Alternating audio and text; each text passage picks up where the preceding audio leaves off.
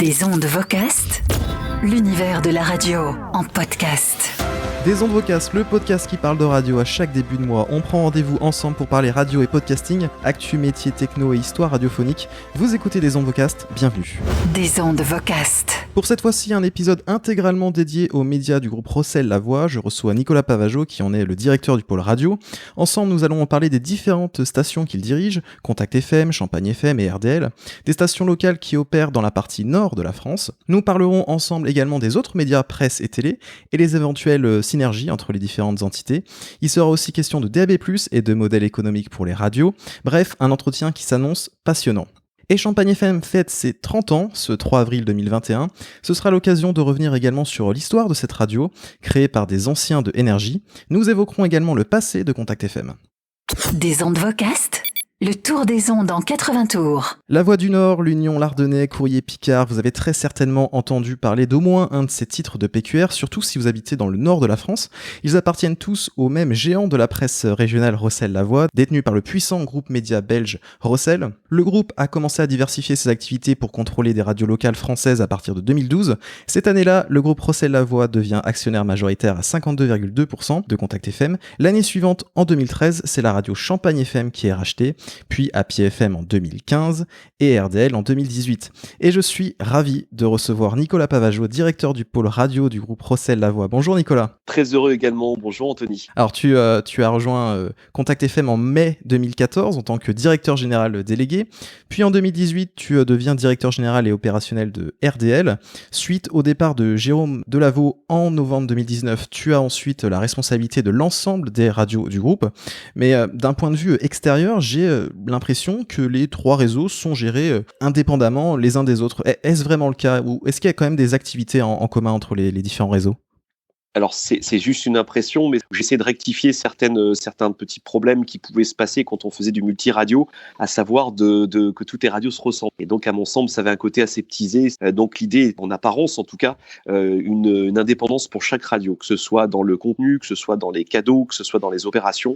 Mais il y a quand même des limites. On a forcément des fournisseurs qui sont de plus en plus en commun, et on a une tête de pont qui est à Lille, au siège aujourd'hui. Côté financier, le côté planification publicitaire par exemple, ou la programmation musicale. Alors fin 2019, Happy FM devient Contact FM Marne, mais pour quelle raison cette station a fait l'objet d'un regroupement ? Pour la petite histoire, Contact FM appartenait à Didier Rigaud et Jean-Van de Castel. Peut-être 10 ans auparavant, ils avaient essayé justement de mettre la main sur Happy FM avec Marc Moine, son propriétaire.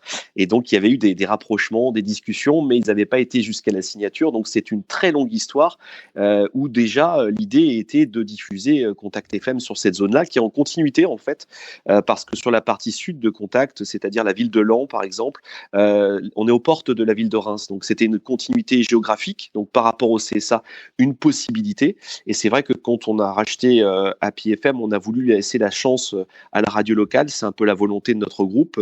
Malheureusement, en termes financiers, on avait des résultats qui étaient insuffisants, avec, même si les résultats d'audience étaient largement à la hauteur, en termes de coûts, on était en perte, et donc il fallait trouver une solution, et la solution évidente était sous nos yeux, et évident de passer sous le pavillon Contact, ce qui nous a permis d'arrêter de perdre de l'argent, voilà, et en plus d'augmenter l'audience de Contact, ce qui était intéressant. Alors suite à ton arrivée à la rentrée 2014, Contact redevient Contact FM avec un nouveau slogan, le mix du Grand Nord. La radio s'éloigne de son format original, très centré sur la dance, et pour la matinale, c'est le réveil du Grand Nord qui est mis en place, et depuis la saison 2018-2019, c'est Arthur et Lily qui réveillent le Grand Nord. On écoute un aperçu de ce qu'on peut entendre sur Contact FM entre 6h30 et 9h30.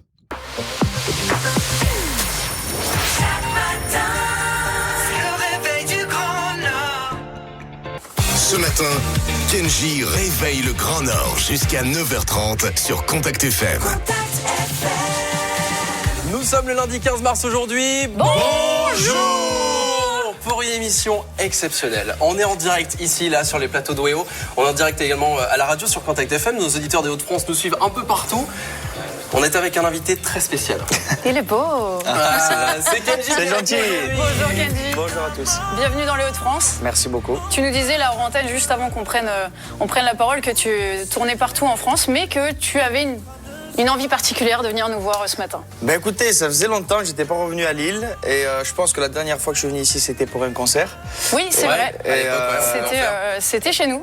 et du coup, vu que j'ai pas mal parlé du public de Lille dans pas mal d'interviews dans d'autres villes et tout, ben c'est vrai que voilà, je suis content d'être ici, de partager un petit moment après tout ce temps passé sans venir à Lille. On est super heureux en tout cas de t'accueillir. Il va se passer plein de choses jusqu'à 9h30. On t'a préparé plein de surprises. Il va y avoir des jeux. Tu vas nous parler évidemment de ton 4e album Mi Vida qui est dispo depuis octobre. Ouais. On va en parler dans quelques minutes. Tu restes là sur Contact FM en direct juste après The Weeknd. On se retrouve sur Contact FM. À tout de suite.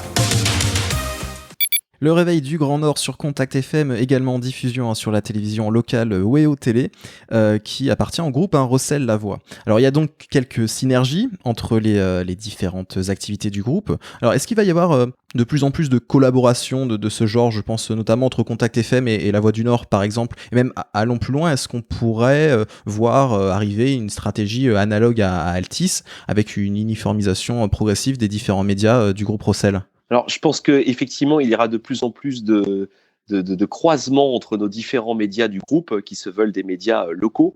Après, aller jusqu'à Altis, je ne pense pas parce que moi, le premier, je crois pas trop aux cross-médias. Je dis toujours que c'est une lubie des patrons. Le patron a toujours envie que ces médias travaillent essentiellement tous ensemble, mais chaque média est très différent et il faut des gens professionnels dans la radio, dans la télé ou dans la presse. Donc, ça a quand même ses limites. Par contre, effectivement, on travaille ensemble sur tout un tas de projets et ensemble, on est de toute façon beaucoup plus fort, que ce soit sur des concerts ou des présences médiatiques comme l'émission Kenji lundi avec la chaîne WEO. Ça permet en plus en temps de crise de retrouver certains auditeurs qui passent peut-être plus de temps à la maison, qui se lèvent plus tard et qui ont envie de démarrer leur journée avec une télévision plutôt qu'une radio. Donc ça nous permet de capter encore nos auditeurs qui nous sont fidèles et peut-être d'en garder un petit peu plus dans ces temps difficiles. Donc il y a beaucoup de choses de travail en commun, beaucoup d'ateliers qui sont faits avec les patrons des différentes filiales, mais on n'ira pas jusque une rédaction commune, par exemple, parce que nos médias sont très différents. On a malgré tout des radios qui sont quand même très musicales, que ce soit Contact FM ou Champagne FM, même s'il y a du contenu. On n'est pas sur des émissions ou des radios type France Inter, alors que La Voix du Nord, par exemple, ou WEO s'adresse à des publics plus âgés, plus adultes, voire même âgés et à contenu. Donc voilà, on a quand même des limites dans l'exercice, mais ça ne nous empêche pas de travailler ensemble sur tout un tas de projets et on accélère un petit peu cette mutation en échangeant toutes les semaines ensemble et on a plein de projets en ce moment dans les valises et j'espère en réaliser beaucoup avant l'été. Donc des synergies que lorsque c'est pertinent en gros. Exactement. En janvier 2021, La Voix du Nord se lance dans la production de 2 podcasts, La Machine à café de la rédac, donc c'est des pastilles courtes d'anecdotes racontées par les journalistes de la rédaction, et un autre podcast, Affaires sonores, qui raconte des histoires criminelles du Nord et du Pas-de-Calais, écrites et racontées par la journaliste Élodie Rabé. C'est réalisé avec l'aide de Maxime Cuvillier de WEO et la société Get a Sound. On écoute un extrait consacré à l'affaire d'Outreau. Une création, La Voix du Nord.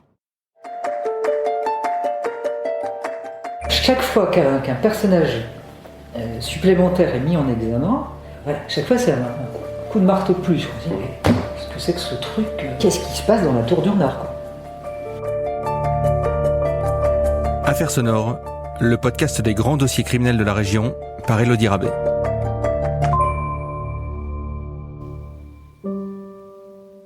C'était il y a 20 ans.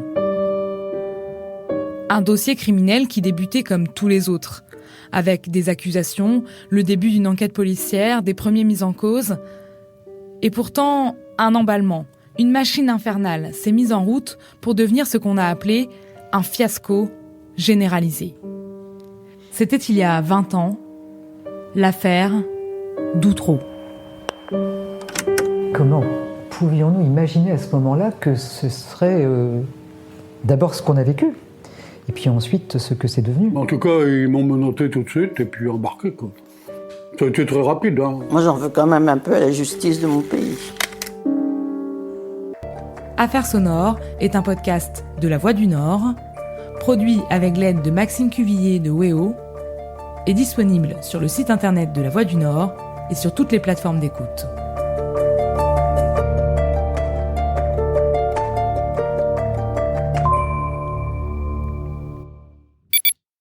Excellent podcast que je vous recommande, Affaires sonores.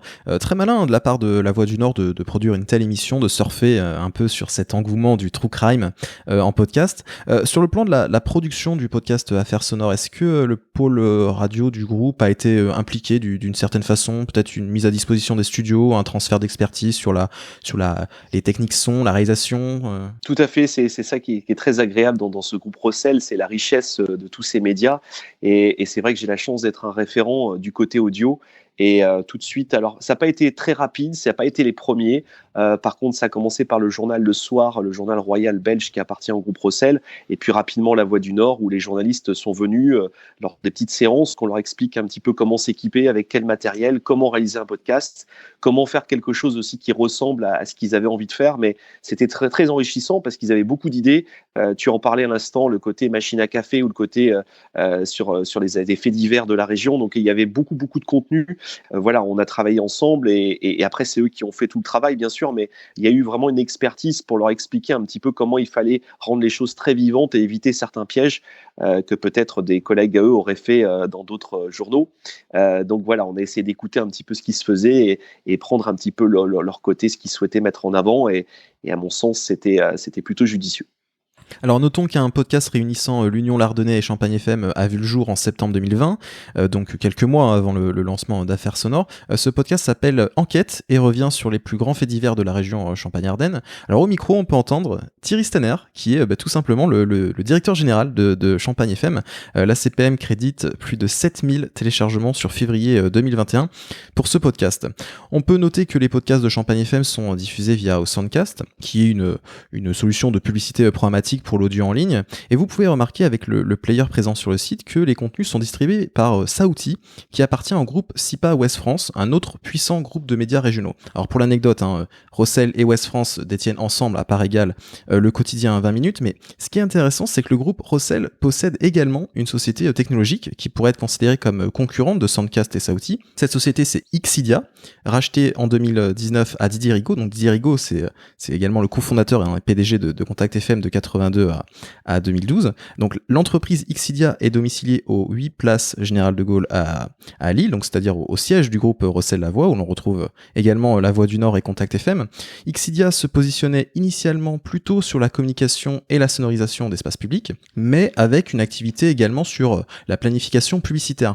Est-ce que Xidia va se développer, se transformer au service des activités médias du groupe Rossel, sur le podcast particulièrement ou pas ? Ouais, tu as totalement raison. En fait, tu parlais des mutualisations à l'intérieur du groupe, mais ça existe également en échange et en développement parce que c'est coûteux. Donc aujourd'hui, beaucoup de sociétés sont achetées en collaboration avec SIPA Ouest France. Donc c'est vraiment un partenaire privilégié au sein de la presse. Beaucoup d'affaires se font à 50% entre Rossel et Ouest France. C'était le cas donc de 20 minutes pour le plus connu. Et récemment, c'était le cas de Digiteka pour la partie vidéo où ils ont essayé de monétiser tout un esprit de vidéo et de reportage pour les journalistes. Ça va même au-delà avec de l'audio. Et donc la partie audio manquait cruellement. Et donc l'idée est de créer la même chose côté audio. Saouti en est le fondement. Xidia vient se rajouter puisqu'on a racheté Xidia il y a maintenant 2 ans, tu l'as dit. Donc l'idée est de monter une nouvelle holding et avec des professionnels de l'audio, avec tout un tas de startups à l'intérieur. Donc c'est lancé, on en est qu'aux prémices, mais déjà ça avance bien. Il y a toute une effervescence autour avec des gens qui sont très motivés et je suis ravi aussi d'être intégré dans ce projet-là. Alors il me semble que c'est pas le cas pour Contact FM actuellement, mais comme je disais précédemment, pour Champagne FM, la solution Saouti est utilisée pour diffuser en podcast l'ensemble des contenus, dont les replays des émissions de l'antenne. Et parmi tout le catalogue disponible à l'écoute, on peut retrouver un des rendez-vous phares de la radio, c'est le super-héros de Champagne FM. Depuis le 8 mars, Ludovic Gaudré, donc alias Ludo, remplace Nico, qui était à la tête du concept depuis septembre 2018. De 10h à 13h la semaine, Ludo Super-héros est une émission qui se veut solidaire, qui a pour but de résoudre les difficultés du quotidien des auditeurs. L'idée est d'apporter de l'aide à ceux qui en ont besoin en mobilisant la communauté des auditeurs de Champagne FM ou des experts selon les cas. On écoute un extrait de la première de Ludo le 8 mars 2021. Champagne FM, c'est Ludo Super-héros, toute première émission en ce lundi 8 mars sur Champagne FM. Je vais aujourd'hui aider Aurélie qui habite Châlons en Champagne. Bonjour Aurélie. Bonjour Ludo. Alors Aurélie, qu'est-ce qui se passe ? Il y avait un truc de prévu, mais tout est annulé ? Voilà, c'est ça. En fait, on va fêter le 14 mars prochain nos 25 ans avec mon chéri.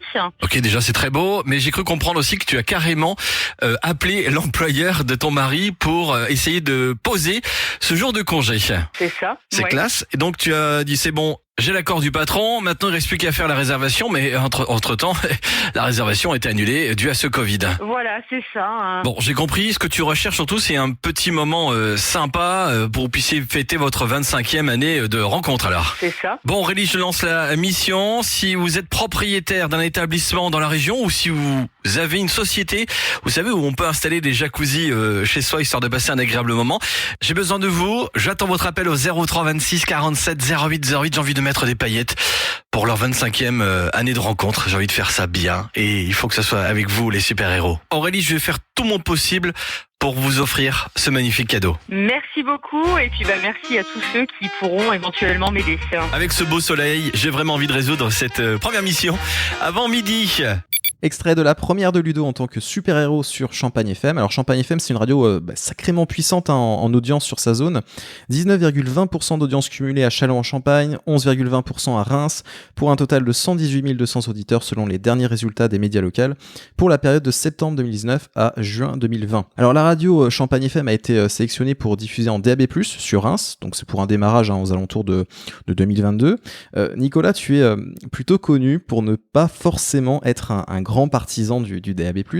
Lors de la mise en service en juin 2018 du DAB+, à Lille, Contact FM n'était pas présente. Finalement, fin 2019, la station a déposé une candidature pour Lille et Dunkerque, et la radio a été sélectionnée sur ces deux zones. Alors, les réticences peuvent se comprendre quand on pense notamment aux coûts, aux frais de diffusion à avancer, alors que pour le moment, ça ne génère aucun revenu. D'un côté, tu es un dirigeant qui doit rendre des comptes à un groupe comme Rossel qui est réputé pour être particulièrement rentable, et de l'autre côté, tu es administrateur des indés radios, constitué d'un grand nombre d'enthousiastes sur cette nouvelle technologie de diffusion. Je devine que ça doit pas être facile, ça doit être un sujet particulièrement épineux au quotidien pour toi, mais je vais quand même te poser la question. Quelles sont tes positions sur le DAB+, aujourd'hui en 2021 ? Alors, moi, comme je dis toujours, je suis prudent. Je suis pas pro DAB ni anti DAB.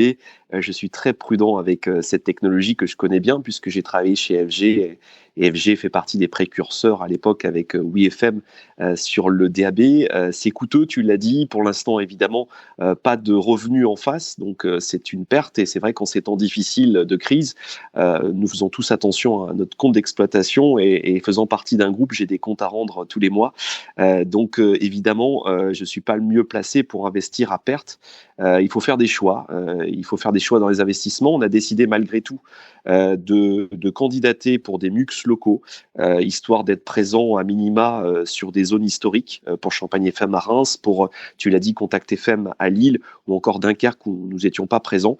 C'est compliqué à mettre en place, c'est pas si simple. On est dans des COP, il faut s'entendre avec l'ensemble des radios sur des fois des sites qui sont plus coûteux que la FM. Voilà, la technologie peut être très intéressante avec une qualité de son bien meilleure, avec tout un tas d'informations que l'on n'a pas sur la FM, mais il y a encore beaucoup de chemin à parcourir pour que ce soit rentable et qu'on puisse voir peut-être une augmentation de l'audience. Ce sera peut-être la technologie qui va nous sauver demain après la FM. Pour l'instant, voilà, il y a encore beaucoup de chemin à faire. C'est pour ça que voilà, on observe, on est prudent, on participe, on commence à aller un petit peu dessus, mais il reste temps à faire. Alors on parle de problème de rentabilité vis-à-vis du DAB+, et justement ce qui est intéressant c'est la diversification des revenus.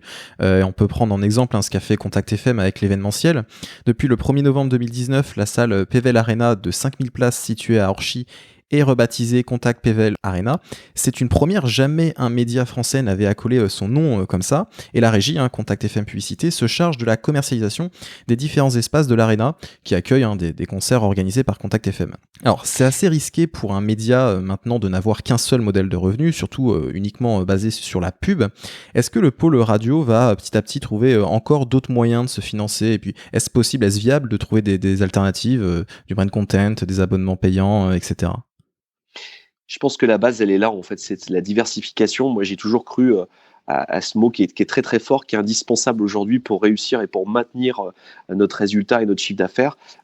Ça part de la pub très souvent. On a une cellule créative en fait juste à côté de mon bureau, et donc il y a toute une équipe qui sont là pour réfléchir, pour avoir des idées et développer ces idées. L'Arena en fait partie. En fait, on a eu une opportunité, on s'est dit tiens, ce serait dingue d'imaginer d'avoir un naming et peut-être de commercialiser. Et ça a été au-delà de nos espérances parce qu'on a eu les deux, ce qui était pas facile dès le début. Malheureusement, la crise est passée par là avec le Covid, et c'est vrai que ça a mis en stand-by toute cette activité-là, mais néanmoins, c'est ce qui nous a permis jusqu'à maintenant, notamment sur la partie événementielle, de nous développer, de recruter et d'être plus fort, notamment en termes de nos annonceurs historiques, et de plus d'offrir en fait que de la publicité classique. Aujourd'hui, je crois beaucoup au brand content, je crois beaucoup avec des choses très ciblées par rapport à chaque professionnel. Et donc voilà, on est en mesure de pouvoir leur offrir. On va continuer d'essayer d'aller dans ce sens-là, et on est sans cesse à la recherche justement de nouveaux produits pour se diversifier, de nouvelles activités, mais toujours en rapport avec l'audio, j'ai envie de dire, parce que c'est notre base. On essaie en tout cas de pas trop s'éloigner de cette base-là et d'avoir une cohérence par rapport à ce métier de la radio. Qu'est-ce que tu en penses, par exemple, Radio FG qui a lancé sa boutique, le merchandising?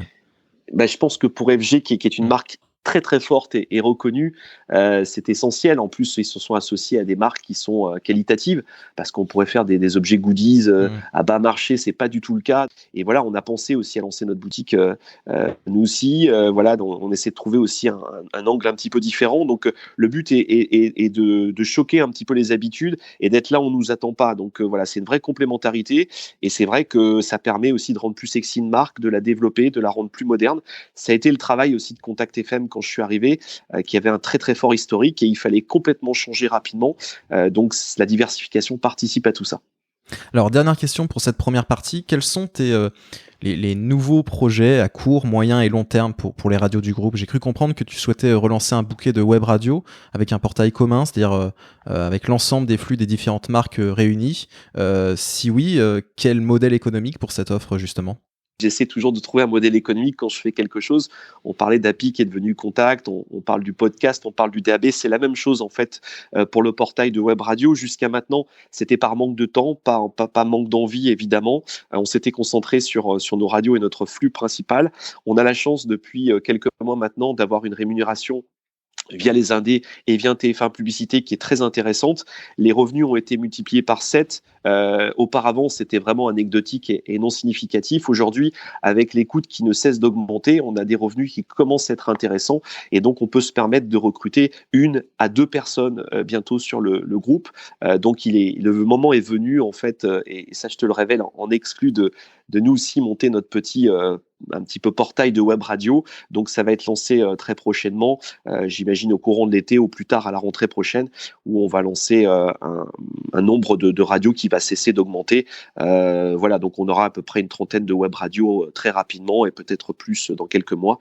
Donc voilà, on travaille sur le projet, et on sait déjà que c'est quelque chose qui va nous rapporter de l'argent, tout en créant quelque chose de très riche au niveau des radios. Chaque radio aura sa web radio, aura ses web radios, et il y en aura certaines qui seront communes, comme par exemple la radio de Noël ou autres, qui seront des radios un peu plus éphémères. Alors, à noter qu'en 2008, il y avait déjà eu 3 web radios créées, Contact Story, Maximum et Manhattan City. En 2014, il y a même eu un bouquet de 10 web radios avec Radionomie. Tous ces web radios ont été arrêtés en 2016. Là, qu'est-ce qui va être différent? Est-ce que ce seront des web radios avec des offres uniquement musicales, ou est-ce que ce sera aussi du talk? Alors, je peux pas tout révéler parce qu'on est en pleine discussion. Tu en parlais avec Thierry notamment sur l'aspect peut-être plus éditorial, notamment en termes de podcast, où on a un contenu qui est plus important du côté de Champagne FM, où on a envie de lancer aussi des web radios à contenu et pas que musical. Plus musical peut-être sur Contact, avec notamment des sets DJ ou encore le retour de Contact Story. C'est des choses qui, à mon avis, vont arriver très vite, parce que ça fait partie de l'histoire de la radio, et puis on sent que les gens demandent ce son-là. Donc on est très légitime en fait, et pour RDL, on sera sur un public un peu plus senior, donc on ira des années 30 peut-être pour la musique, pour les classiques de la musique, les petites pépites, et puis on va remonter vers les années 60, 70, 80 et peut-être même 90. Mais voilà, donc chaque radio aura vraiment son univers et on va essayer de s'amuser peut-être un peu plus qu'avec Radionomie, voilà, parce qu'aujourd'hui, on a une facilité en termes d'outils et on peut aller un petit peu plus loin de façon plus rapide, parce que là aussi, c'est chronophage en termes d'organisation. Mais voilà, on a vu qu'il y avait tout un tas de choses possibles qui n'étaient pas possibles il y a encore 4-5 ans, donc j'ai hâte de commencer le travail. Donc je devine que ce sera un mélange de publicité dans le flux plus brand content. Voilà, le modèle économique, il est pour l'instant uniquement en pré-roll audio. Quel enfer. Quel enfer, hein. C'est vrai, on a échangé tous les deux là-dessus. J'en conviens, pour un auditeur aujourd'hui qui a déjà les publicités classiques, il se retrouve avec ce pré-roll audio. Maintenant, c'est sûr que ce pré-roll audio nous rapporte de l'argent. Donc, c'est toujours compliqué de s'en passer, parce que c'est ce pré-roll audio qui va nous permettre de recruter des gens qui vont justement améliorer la qualité de ces web radios, changer peut-être plus régulièrement une playlist. C'était pas forcément le cas encore jusqu'à quelques années, parce que c'était anecdotique. Donc, on avait souvent des flux qui tournaient, qui étaient les mêmes de semaine en semaine. Et c'est vrai qu'on faisait du bien à la marque, mais pas forcément aux oreilles des auditeurs. Merci Nicolas pour ces réponses concernant les activités radio du groupe Rossel. Je te propose maintenant de parler ensemble rapidement de l'histoire de Champagne FM, qui fête cette année ses 30 ans, et puis aussi l'histoire de Contact FM. Des ondes vocastes, les archives. Le 3 avril 2021, la radio locale Champagne FM fête ses 30 ans. Alors je suis en compagnie de Nicolas Pavageau, directeur du pôle radio du groupe Rossel La Voix, groupe qui a racheté la radio Champagne FM en 2013. Alors une radio nommée Champagne FM a été créée en 1981, mais elle n'a rien à voir avec le réseau régional que nous connaissons. En effet, cette radio a été renommée Radio Magnum en décembre 1983 pour finalement devenir Métropolis Reims, et la radio a disparu ensuite en 1991. Et justement en 1991, Michel et Laurence Drouot ainsi que Alix Cornelis créent la radio Champagne FM que nous connaissons aujourd'hui. Ce sont des anciens de Énergie et Skyrock Chalon. Alors la station commence à émettre le 3 avril 1991 à 11h. Dès le début, Champagne FM dispose de 4 fréquences, à Châlons-en-Champagne, à Reims, à Épernay et puis aussi à Troyes à partir du 12 avril 1991. L'excellent site Radio Reims nous apprend que le programme visait les actifs de 25 à 50 ans, 30% de chansons françaises, 40% de gold, avec l'info nationale assurée par l'AFP. Champagne FM était dès ses débuts une radio de proximité avec les technologies et un professionnalisme des équipes capables de rivaliser avec les réseaux nationaux. En fait, finalement, Nicolas, la radio à ses débuts ressemblait déjà à ce qu'elle est devenue aujourd'hui, non ? Complètement, c'est un retour aux sources en quelque sorte, ou à la simplicité, aux vraies valeurs, au côté populaire. Tu as totalement raison. C'est un vrai retour aux sources, mais pas que pour cette radio-là. On a des radios comme 8FM, c'est un petit peu le cas aussi. Donc c'est assez drôle de revenir sur la création de ces radios qui ont maintenant 30, 40 ans. C'est très drôle. Alors 2 ans après sa création en 1993, la radio est en difficulté. Elle abandonne sa fréquence à Troyes et rejoint le GIE Rire pour diffuser le programme Rire et Chanson. 1 an plus tard, en 1994, Champagne FM est racheté par Atout Magazine, donc c'est un journal gratuit de Reims, détenu par le groupe R100. Et puis il n'y a pas eu de changement notable concernant cette radio jusqu'aux années 2000. En fait, la radio locale se développe de façon tout à fait classique. C'est assez drôle d'ailleurs, parce que pour la petite anecdote, à ce moment-là, la radio menait sa vie au sein du groupe R100, qui est un groupe aussi très puissant. Il n'y a pas eu de vrai bouleversement en fait. Chacun vivait de son côté, cette radio était rachetée et faisait partie d'un gros package et vivait sa vie en fait. Mais c'est vrai qu'il ne s'est pas passé quelque chose d'incroyable à ce moment-là. Alors oui, il y a eu 3 nouvelles fréquences en 2004, et puis en 2005, elle devient quand même la 2e radio la plus écoutée à Reims. Il y a très peu d'archives disponibles concernant cette radio. Un grand merci à Choup qui permet d'avoir un aperçu de l'habillage de l'antenne. Écoutez ce que ça donnait en 2002. Champagne FM, Champagne FM.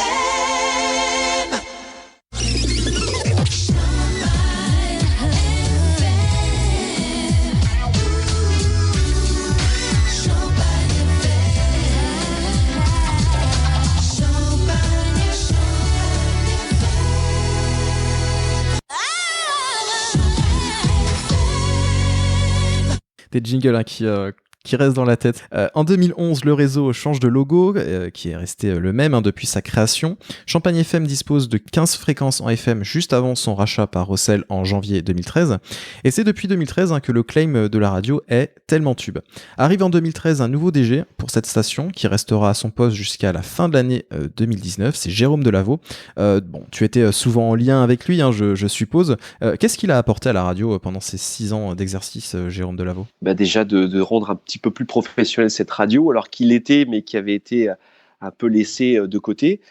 Tu l'as dit, radio qui appartenait au groupe R100. Pour la petite histoire, les anecdotes du groupe, les grands patrons me disaient ils ont racheté des journaux et ils ont un peu fouillé, ils ont nettoyé un petit peu, ils se sont aperçus qu'il y avait une radio et c'était Champagne FM, une véritable petite pépite qui non seulement faisait de l'audience et faisait un chiffre d'affaires en local assez incroyable, et c'était d'ailleurs très très rentable. Ça a été pendant de nombreuses années la société la plus rentable ici au sein du groupe Rossel. Donc voilà, il a fallu nettoyer un peu cette pépite. Et surtout, Jérôme a apporté ce côté professionnel sur la programmation musicale, sur les contenus éditoriaux, et évidemment accompagner toute cette équipe pour l'amener à la hauteur de ce que souhaitait le groupe Rossel. Donc voilà, c'est pas mince à faire parce que l'audience était déjà au maximum avec un bassin qui n'est pas énorme malgré tout, mais une radio, tu l'as dit tout à l'heure, qui performe, et bien au-delà, puisqu'elle était numéro 1 de toutes les radios confondues, notamment sur la Marne, c'est toujours le cas, et sur la ville de Reims. Donc ça a été une vraie bataille avec la concurrence de continuer à préserver cette place-là. Alors, Jérôme Delaveau y a aussi travaillé à partir de 1999 avant de rejoindre Sud Radio en 2006. Passons maintenant à l'histoire de Contact FM. Cette radio locale privée a été créée en 1981 et c'est d'abord nommé Radio Contact avant d'avoir le nom Contact FM.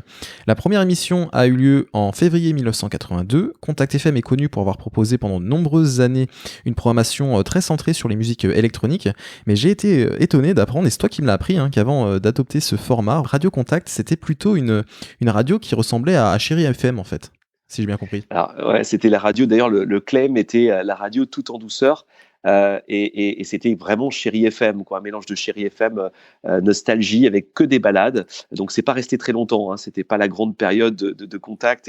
Et Didier, son créateur, m'avait dit, d'ailleurs, on n'est pas très fiers de cette période-là, mais elle a existé avec des animateurs un certain temps. Et bon, voilà, et très rapidement, ils sont partis sur le format un peu plus rythmique et enfin passer par la dance, qui a été le succès qu'on connaît. Alors on peut retrouver sur la chaîne YouTube d'Olivier Curtis des jingles de cette époque. Écoutez. Moi je t'aime en FM sur Contact. Rhythm and Love. Love FM. Tu es sur Contact. Au 4e top. Top. Contact météo.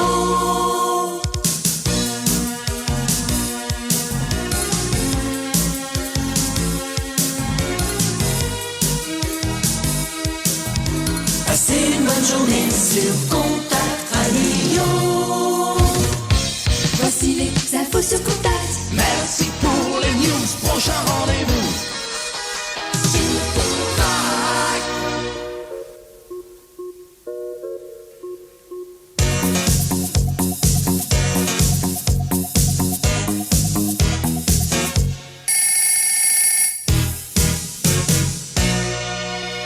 Voilà un format tout en douceur qui a été lancé en 1988. Alors sauf erreur de ma part, c'est le même Olivier Curtis qui a posté ses jingles sur YouTube et qui était notamment animateur de Contact FM dans les années 90 de 21h à minuit. Alors en 1992, Contact FM participe à la création du GIE des indépendants, aujourd'hui nommé les Indés Radio.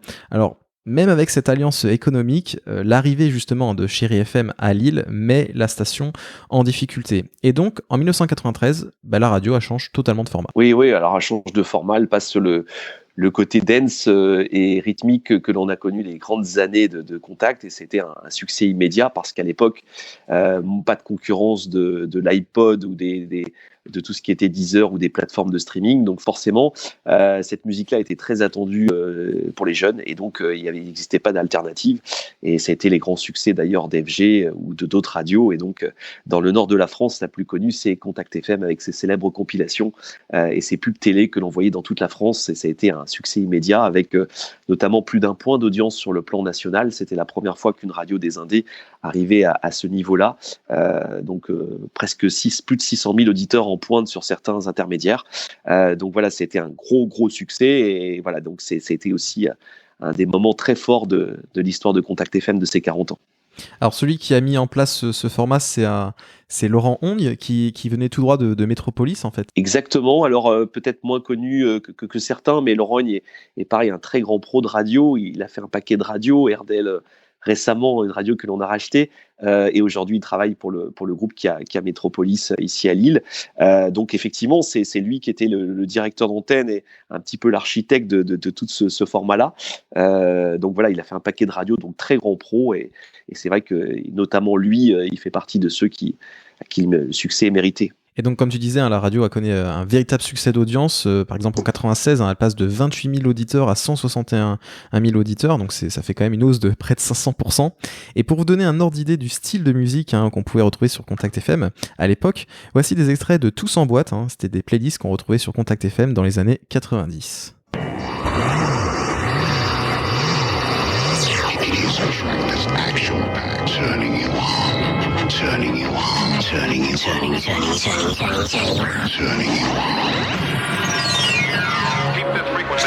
Contact FM et Airplay Records présente l'électrochoc de la dance music. Tous en boîte.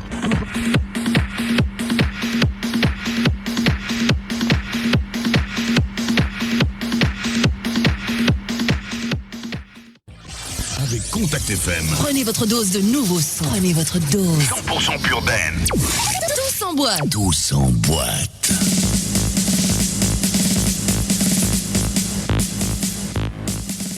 Et le samedi soir à Opéra Dance en septembre 1997, par exemple, ça donnait ça. Il ne reste que quelques pas à faire avant de pénétrer dans l'Opéra Dance. Pas de raison d'avoir peur. Ça y est, vous y êtes. Ne cherchez pas, il n'y a pas d'issue.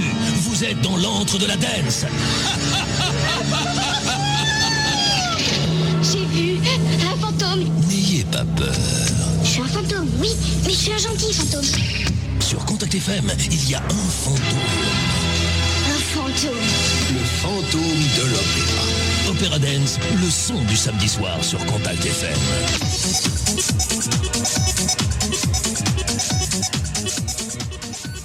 Quelques playlists de l'époque, ça claque quand même. Je trouve que ce sont de bonnes playlists dance, surtout pour cette époque.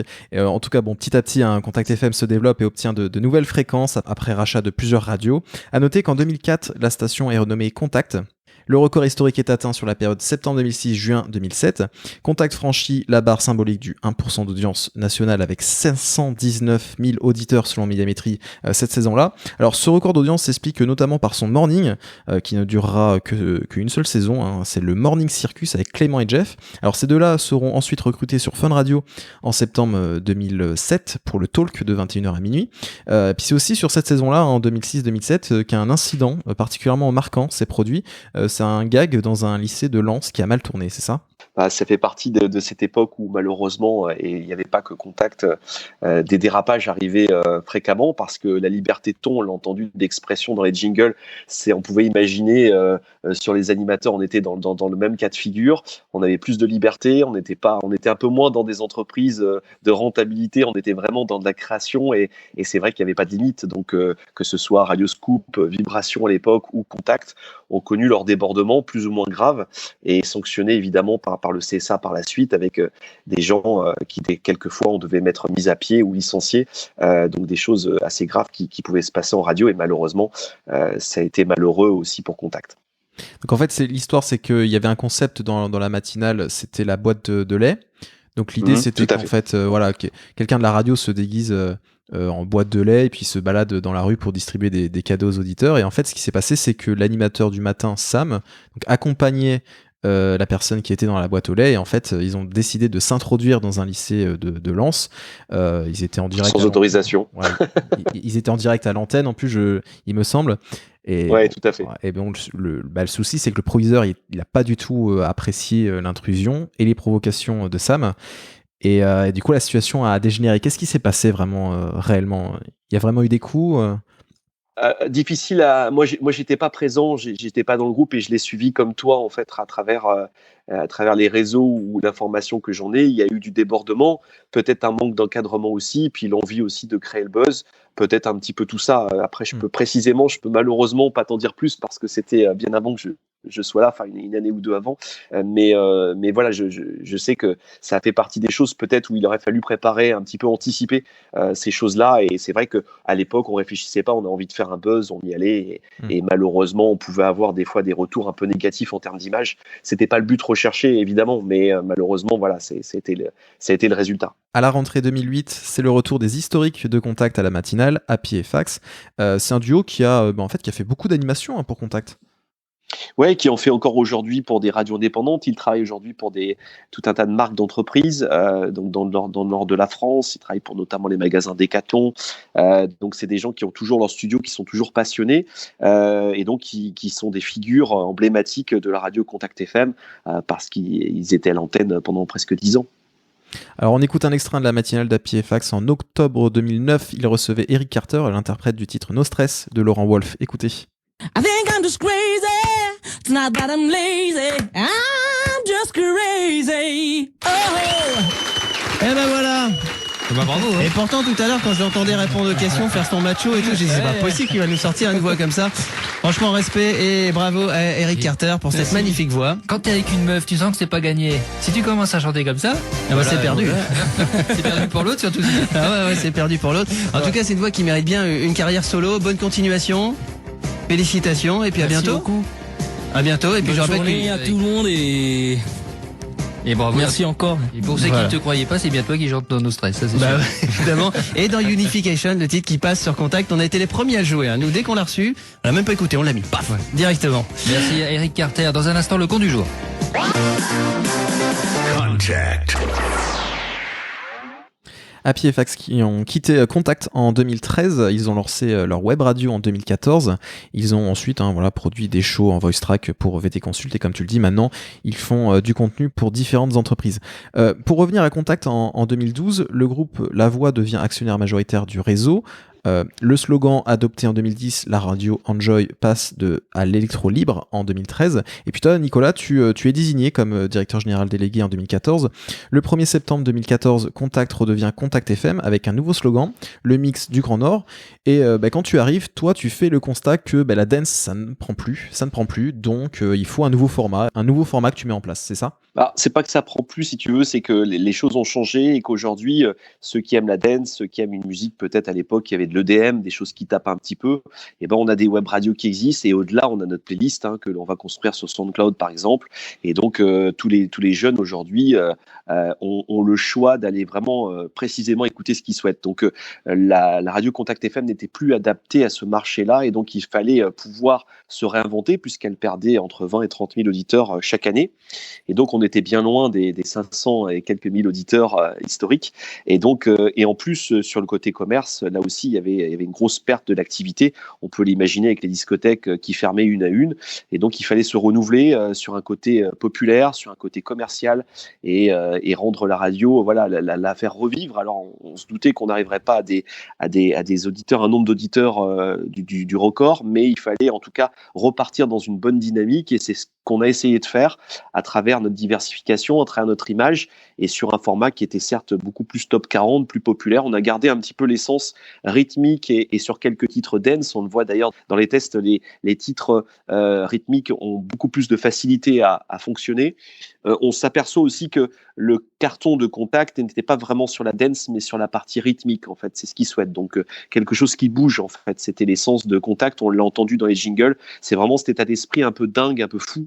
C'est ce que l'on essaie de garder, en tout cas, de l'histoire de Contact. Même après ce changement de format, il y avait encore, par exemple, Tom Sner qui était le soir pour les mix. Voilà, Tom Sner qui est resté 2-3 ans sur Contact Story. On a d'ailleurs cartonné, on a fait une compilation. Donc j'ai vraiment gardé ce côté-là qui pour moi était l'histoire de Contact. On a toujours une émission le week-end qui s'appelle Contact Story, qui est uniquement une playlist. Mais voilà, ça fait partie de l'ADN de la radio et on ne peut pas l'enlever aujourd'hui. Voilà, ça fait partie des émissions incontournables. Alors 1 an après ton arrivée, l'audience baisse et passe de 288 900 auditeurs à 273 300 auditeurs pour la saison 2014-2015.